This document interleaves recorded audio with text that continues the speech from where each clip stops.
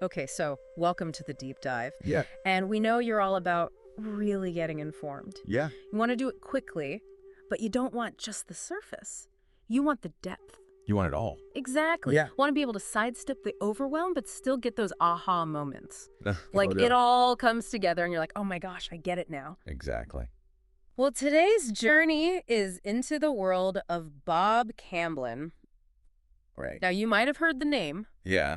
but you might not know the full story. You might not know the half of it. And honestly, it's fascinating. Well, he's an intriguing figure. Right. Bob Camblin, I mean, an artist, who's widely recognized. Yeah. Thousands of his creations are all over the globe. It's crazy, right? But he's got this air of mystery, Yeah. There's something enigmatic about the guy. Yeah. His artistic approach, Yeah. I mean, you could call it controversial. Yeah, It's definitely iconoclastic. absolutely. I mean, and his works are rare. I mean, they're highly sought after when they do surface. Yeah. There's a real mystique here. Yeah. We're going to unravel it for you. So this is your express route Mm. to really getting Bob Camblin. Yeah. And our roadmap Okay. is really cool. We've got some good sources here. Lay it on me. So we're going to look at Bob Camblin quotes and other mystery. Side of mysteries. I like it. Also his biography. Okay. We've got a transcript from a YouTube video, Enso's Flight. Dissolution and Awakening. Dissolution and Awakening. And that's from the Incomplete Works channel. Oh, okay. Yeah. I've seen that channel. And then some excerpts and reviews from Shepherds. Zen and the Art of Enlightenment. All right. And then also Bob Camblin, Incomplete Works, Volume 1. Okay. And then we even have some historical context, Yeah. a review of the art of everything. Interesting. And also just a bunch of different quotes about him that Yeah. are kind of all over the place. Well, I mean, there's a lot to this guy. Exactly. So, yeah, that sounds good to me. So our mission for you today is to really extract the essentials of his art, Okay. his philosophy, Right. and his life, because there are some twists and turns. Oh, yeah. And really to uncover some of those nuggets that you're not expecting, I like that. to spark your curiosity Yeah. about this really unique artist. I'm ready. All right, so let's just dive in. At the Yeah. beginning, The beginning. Bob Camblin, born in Oklahoma in 1928. Oklahoma. It sounds like art I've was read- a birthright for him. It really was. Yeah, I mean, yeah. with both of his parents actively involved in the arts, he was just surrounded by creativity. Yeah. And from day one, it was just, pen and ink, pencil, charcoal, watercolor, oil. I mean, just the whole gamut, Yeah. the full spectrum. Even in high school, he was the art director for the yearbook. Oh, wow. Yeah. Yeah, he had a talent that was evident early on. So growing up in Ponca City in the 30s and 40s, it sounds like such a unique backdrop. Oh, it's a different world. I know. Pre-television, Yeah. the Marland era. I mean, it was the time of, booming oil industry. Yeah. E.W. Marland, Yeah. this huge figure, built this incredible estate there that really defined the landscape. Wow. Even the Pioneer Woman statue that was Mhm. commissioned by Marland, that was a big deal. It's still a big deal. It is a big deal. It's a landmark for sure. It is. And here's a little fun fact. Those double VVs that appear in some of his works? Oh, yeah. They're actually subtle nods to his mother. I did not know that. Yeah, Viva Camblin. Wow. So even early on, these visual impressions were really taking root. That's wild. And yeah, they popped up later in his art. That's so cool. Yeah. Okay, so obviously it wasn't just local stuff. Of course not. There were other things influencing him too, like Yeah. The Wizard of Oz. The Wizard of Oz. Oh, yeah. I mean, in 1938, Oh. for a young artistic mind Yeah. to see that, just the visual richness of it, Yeah. the imagination, Yeah. the storytelling, It would have been mind-blowing. mind-blowing, Yeah. exactly. Yeah. And then there was this other guy, Forrest Harrisberger, Oh, yeah. in his high school art class. Another important figure. Yeah, it sounds like a really significant relationship. Yeah, they hit it off, not necessarily in those early days in terms of, intense artistic debates and things, Right. but they had a natural affinity. Yeah. But get this, their friendship lasted over 6 decades. Wow. That's something else. That is something else. And their shared passion for art, Mm. especially for drawing it, deepened over time. So they really pushed each other. Yeah, they did. That's really cool. Yeah. And then military service. Military service. Oh, yeah. It seems like that was a turning point for both of them. For that generation, yeah. Yeah. Yeah, that was a defining experience. Yeah. Harrisberger enlisted first and then, used the GI Education Bill to go to KCAI. So Kansas City Art Institute? That's right. And Camblin saw the opportunity Yeah. and followed a similar path after his own service. Smart. Interesting fact, I heard that Camblin, even when he was in art class, he would be reading Oh, yeah, he was a voracious reader. paperback fiction, Yeah. but still excelling in his art. I know. It's amazing he was a multitasker. It really is. This- What kind of stuff was he reading? I mean, he delved into Emerson, explored the I Ching. Wow. He was really drawn to haiku and haiga. No, what is haiga? So haiga is this style of Japanese painting that haiku poets often created. Oh, okay. So, they capture these everyday moments Yeah. with both visual and, poetic elegance. So simple but profound. Simple but profound, yeah. And I think you see that, that same principle. Yeah. In Camblin's art, too, he can take these ordinary objects Yeah. and make them deeply symbolic. That's really cool. Yeah, So even early on, he's absorbing all this stuff. he's a sponge. And then, of course, his connection to Harrisburger continues Oh, yeah? through this whole time. Throughout it all. They even enlisted in the Air Force Reserve together. Together. Yeah. Initially thinking they wouldn't be called to active duty. Of course. But the Korean War changed those plans. Yeah. They both ended up in California. Wow.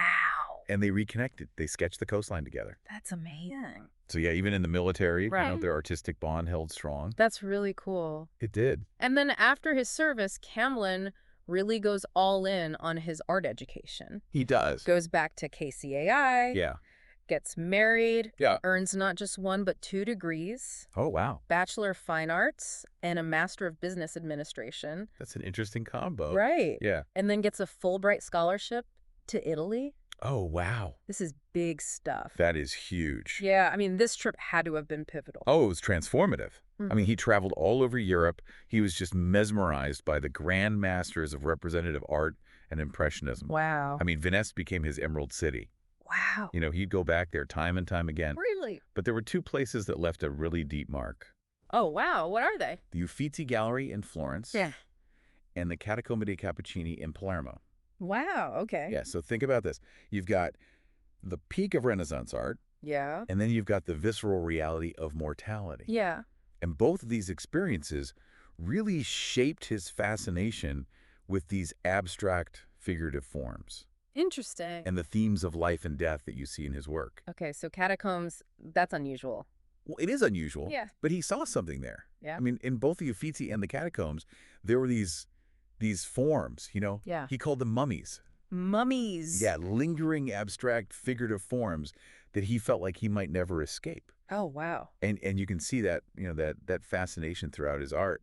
So it wasn't literal mummies, No. but more like a feeling. like a visceral impression. Exactly. He had these forms that just stayed with him. That's really interesting. It is. And you can even see how Italian Renaissance art directly influenced his work. Oh. Botticelli's The Birth of Venus.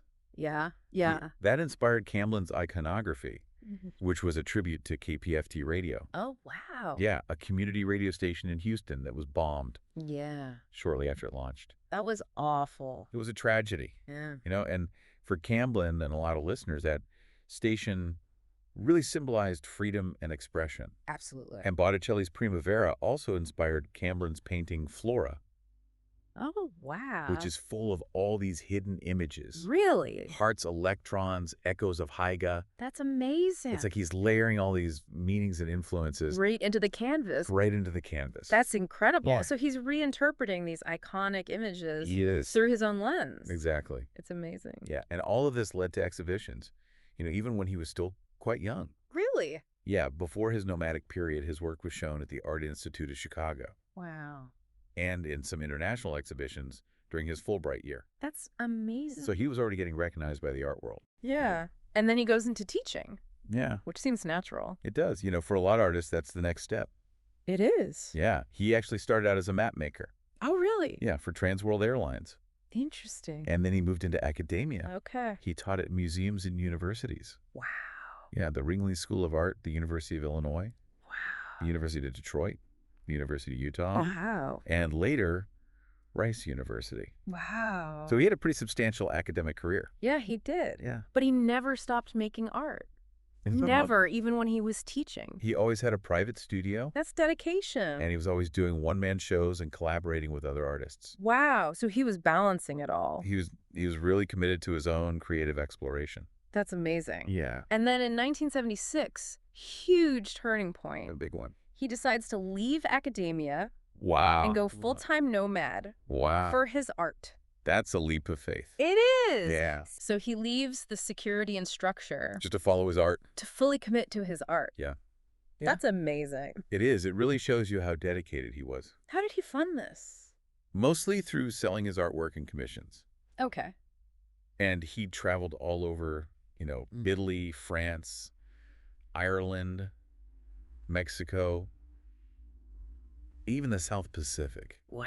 So he could really sustain himself through his art. That's awesome. Yeah. And this nomadic life was fertile ground Oh, it was. for his art. Yeah, he produced a ton of work. Really? Yeah, reflecting all his experiences and observations from his travels. Wow. And there's also this collection of personal drawings and musings okay. from 1950 to 1974 Wow. that he never intended for the public to see. Oh, wow. So these are like his private thoughts. Yeah, a really unfiltered look into his inner life. That must be fascinating. Yeah. Okay, so now he's embraced this nomadic existence. Yeah. What can we say about his philosophy at this point? Well, it seems like his art became more about transcending, traditional criticism and commercialism. So he was moving beyond that. Exactly. Yeah, he wanted his work to speak to the viewer's soul, Wow. to evoke feelings, spark contemplation. So not about the critics. No, it was about a direct connection between the artwork and the person looking at it. Really powerful. Yeah. And even though he was outside the traditional art world, Yeah, he still got recognized by critics. he did. They saw how his style evolved. Interesting. Charlotte Moser talked about his transition from intricate detail in his early drawings to more fluid organic forms. Oh, wow. And Eleanor Freed pointed out his fascination with the cycles of life and metamorphosis. Interesting. And Tex's Overview compared his drawing and watercolor techniques to William Wiley's use of words. Oh, really? Yeah, like he's layering meaning, Wow. both intellectually and visually. So cool. So his art was always evolving. Always. So he starts with abstract impressionism. And then moves into this Mouches Volantes style. Launches Volantes. Yeah. What does that even mean? So it's French for flying flies. Oh, wow. And it was inspired by Dada and surrealism. Interesting. Yeah, it's all these dots and dashes Yeah. arranged to create optical illusions. So like Escher? Yeah, exactly. Or Dali. Wow. Yeah, where the viewer has to work to Yeah. resolve the image. That's so cool. So Yeah. it's not just looking. No, it's engaging. You're a participant. Exactly. That's really neat. Yeah, and then when he was in Houston, he collaborated with Earl Staley and Joe Tate. Oh, yeah. They call themselves B&E Productions. B&E Productions. Yeah, I know. Sounds a little unconventional. Oh, they were pushing boundaries. In what way? Well, their collaborative events and exhibitions really focused on the process Okay. of creating art more than the finished product. Interesting. Yeah, they were questioning authorship and really embracing experimentation. That's wild. Yeah. And he even signed his art in a unique way. Oh, yeah. Okay. Yeah, he'd sign it anonymous. Anonymous art. Or anonymous artists. No ego. Exactly. He wanted his art to be more universal. That's powerful. Yeah, and then later on, he collaborated with Nancy Giordano. Oh, yeah. Yeah, in the 80s. Yeah. They refined the Mouches Volantes style. Interesting. And even in his later works, like the Big Al series and Descent from the Cross, Yeah. you see that mastery of technique Yeah. and symbolism. Wow. So let's talk about those themes. Okay. The core of his work. Yeah. What were those recurring ideas? Well, one thing that really stands out, in the review of The Art of Everything Yeah. is his ability to make paradoxes visible. Interesting. Yeah, it's like his art is asking questions, Oh, wow. but in the form of images. Give me an example. Well, the figure 4 trap. Yeah. It's not just a trap. Yeah. It's a symbol of entanglement Oh, wow. or tattooed arm. Yeah. It's telling a story about family history that we don't even know. Wow. And even a frog, it can represent Zen wisdom. That's really cool. So he takes these everyday things Yeah. and makes them symbolic. Exactly. It's amazing. Yeah, and then there's the tricks of illusion. Okay. The vanishing act's the sleight of hand. Yeah. It's not just about tricking the viewer. Yeah. It's about exploring impermanence, Oh, wow. the fleeting nature of life. That's deep. Yeah. And then, of course, there are the traps. Yes. Yeah, literally and metaphorically. So many traps. I know fear traps, time traps, traps we build for ourselves, traps the world puts on us. Wow. Yeah, and his traps, they tell stories. Really? Yeah, about who set the traps, who escaped them, who never even saw them. Wow, it's like a commentary on life. It is. That's really powerful. Yeah. And then there's stillness, Stillness, yeah. which seems so different It does. from all the other stuff. It does. So you have these traps, these illusions, Right. and then just stillness. Yeah, a refusal to break or bend. Yeah. You know the bound form, the Yeah. bolted pillar, the unshaken figure? Yeah. Are they trapped? Yeah. Or have they found a deeper peace Right. that the rest of us are missing? Wow. It makes you think. It does. Yeah. And of course, we can't forget about Zen Oh, no. and impermanence. Especially in the Raven. The Raven. Okay. That Yeah. circular form that you see over and over again. It's like the Thanks a Enso. lot. The Enso. Okay. It's a symbol in Zen Buddhism that represents enlightenment, the void and the cycle of life and death. Wow.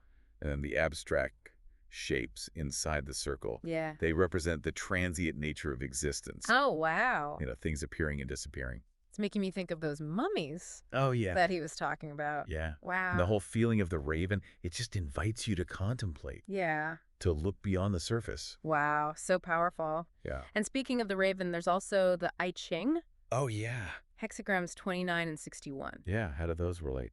Yeah. What's going on there? Well, hexagram 29, the abysmal water. Okay. It talks about challenges and resilience, Okay. like water overcoming obstacles. Yeah. And the abstract elements in the Raven, they can represent those challenges. Oh, wow. Yeah. And then hexagram 61, inner truth. Okay.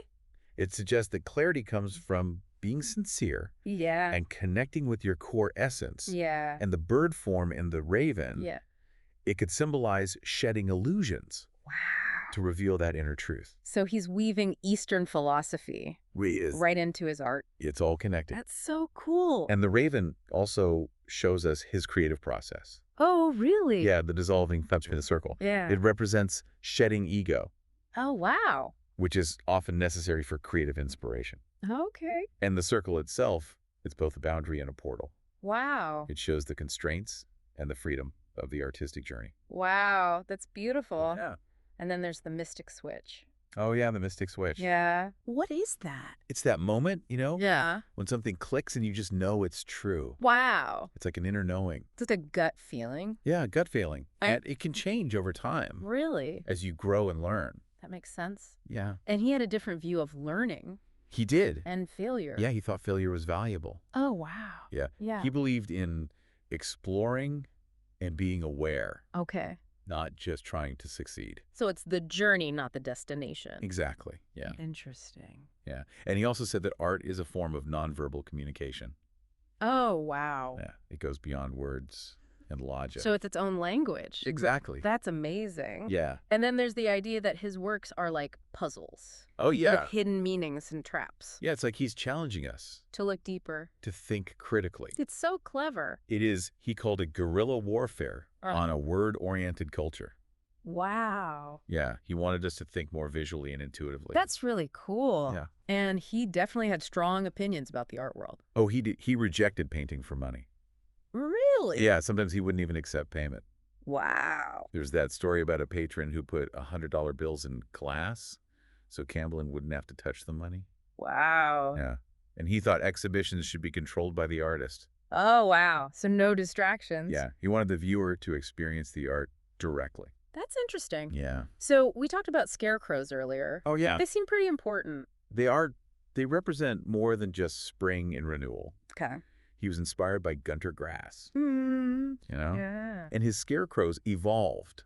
They became these mythical figures Oh, wow. with lobster shells and larva shells. Wow. It's all about metamorphosis. That's really cool. Yeah, and his use of words in paintings. Yeah. They're not just there for information. Okay. They're clues. They're part of the puzzle. That's so neat. Yeah, So he's always making you look deeper. always. Yeah, and his early works had social commentary too. Really? Yeah, in the 50s, he used heavy outlines and flat colors Okay. to address social issues. Interesting. And he combined social realism with non-objective abstraction Wow. to create these powerful symbols. And then in the 70s, Yeah. he shifts to the life cycle. Yeah. Birth, death, regeneration. Wow. And then in the 80s, it's all about drawings and watercolors. Okay. These illusionistic surfaces with hidden meanings. Wow. And what's really cool is that sometimes those hidden images took decades to emerge. Wow. So he was playing ahead. Yeah, so he was playing the long game. That's amazing. It is. So what was Bob Camblin like as a person? Well, from the quotes and anecdotes, it seems like he was a great storyteller. Yeah. He could really hold an audience, Yeah. but he was also dedicated to his art and a simple life. Yeah. He was always questioning, always collaborating, a real free spirit. That's cool. Yeah. Someone described him as a mystical trickster figure. Oh. Yeah. Enigmatic, elusive, with his mix of humor and unsettling observations. That sounds about right. Yeah. So what about his later life? Well, in the 80s, he moved to Oregon and then Louisiana with his wife, Nancy. Okay. Sadly, he lost touch with a lot of his friends from Houston. Oh, that's too bad. Yeah. But he did visit Joe Tate before he passed away. Oh, that's good. Yeah. There were attempts to organize a museum exhibition, Oh, really? but they didn't work out. That's a shame. It is. And then after his stroke, they had a show at a local frame shop to help raise funds. Oh, wow. Yeah, for him and Nancy. That's nice. Yeah, But his influence continues. it does. Yeah? His legacy is all about dedication and innovation. Absolutely. He challenged people to think differently, Sure. to see the world in new ways. Wow. So we've really gone deep. We have. What are your takeaways? I'm just amazed by the depth and complexity and all the connections Right. from Oklahoma to Italy to Eastern philosophy. It all comes together. It does. It's all part of his vision. And for you, our listener, hopefully you've had some aha moments about his influences and his art. Absolutely. And maybe you're seeing things differently now. Yeah. Maybe you're looking deeper. It's all about slowing down, observing, reflecting. Exactly. Yeah. Which is what the deep dive is all about. It is. So as we end this journey, here's a final thought. Okay. Remember how Bob Camblin questioned reality Yeah. and how he used hidden meanings? Yeah. Well, what if there's a hidden mystery in your own life? Oh, wow. Something ordinary that's actually extraordinary. That's a great thought. So go out there, look closer, Be like Camblin. and remember his guerrilla warfare on a visually saturated, word-oriented culture. Yeah, that's a good one. Thanks for joining us on the deep dive. Thanks, everyone. See you next time. See you later.